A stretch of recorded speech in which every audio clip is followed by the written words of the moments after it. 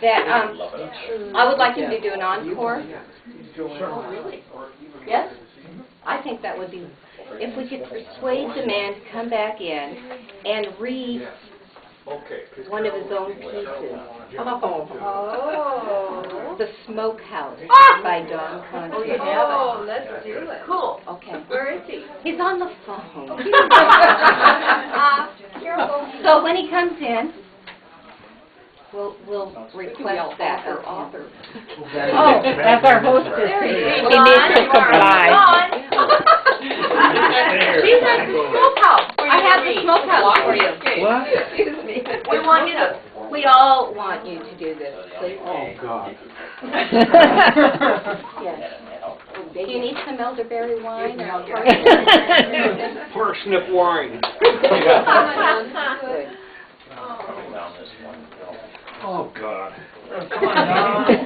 Assume the position.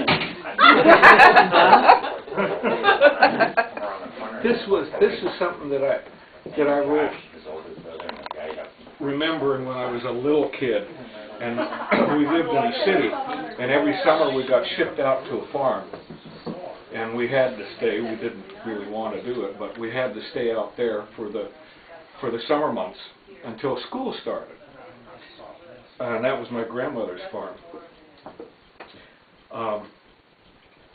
And I just started remembering things, and I wrote this one afternoon about a smokehouse that had been on the property for years, and which was kind of important to me as a kid. So I wrote this little thing. I'll read it. Reel Lynn, I'm going to kill you. She dodged. She's gone. She split. Good. Remember the magic of midsummer days when you were 9? Those hot afternoons when nothing moved, no breeze, no sound, just bugs singing in the tall grass. I remember days like that. Precious now, but then just life as it should be. I remember afternoons spent alone and still, sitting in my grandfather's pasture trying not to move and spook the wary prairie dogs approaching my sanctum sanctorum. I remember how sure I was that if I didn't move, didn't breathe, and concentrated hard enough, those skittish little furry people would come close, sit in my magic circle and tell me stories not even my grandmother knew. Those were holy days, full of wonder and joy, a time when being whatever you wanted to be just took thinking it.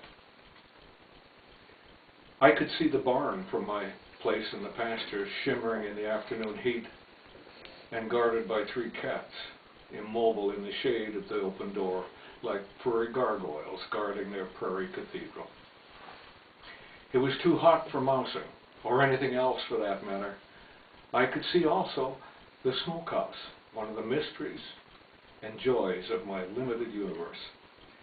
My grandfather built this tiny edifice some 30 years before I discovered it. It was about the size of a 2-hole privy and painted red to distinguish it from same. What's a privy? But there the similarity ended.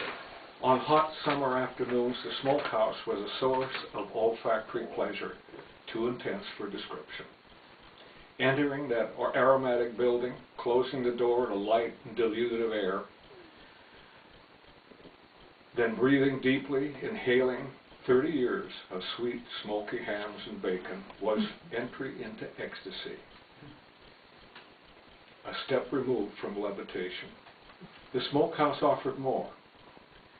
My Uncle Willie, a budding genius by his own reckoning, had set the bowl of an ancient cream separator in the rafters of the smokehouse, and with a soup can full of holes, rigged it into a rudimentary shower. What luxury.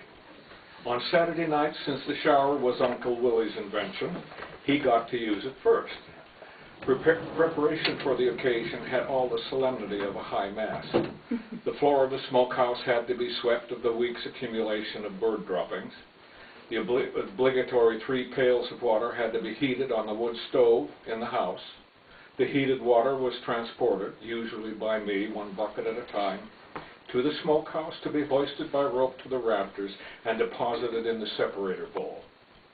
Now came Uncle Willie's weekly ablution, a baptism, a cleansing, a rebirth complete with song. Uncle Willie could sing, not great by his own reckoning, but with gusto, conviction, and joy.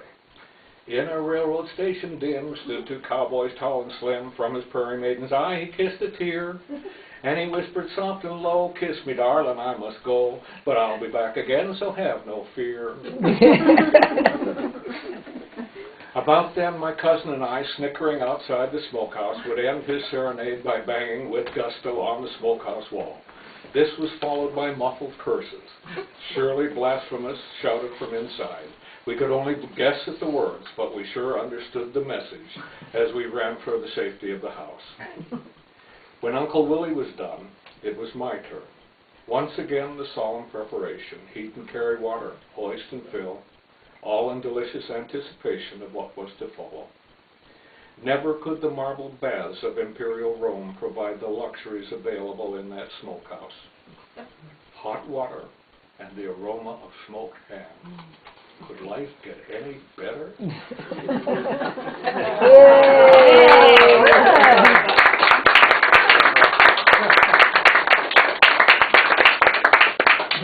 You guys do. What? You know, he has so many stories that he should write. Oh! Yes. Oh, so many. And even last night I was having him tell me again the story of when his dad shot the horse. I don't know what I can't remember it. It wasn't really that. And he can't remember it. So why don't you tell him to write more stories so that we can do this again next year with you? Yes. If I can't remember them, I can't write them. Let's think about it. You have a year to remember. It wouldn't get any better, honey. What you can't remember, you can just make it up. Make it That's up, right. okay. That's what a lot of writers do. Well, in that case, he shot the horse because we needed the meat.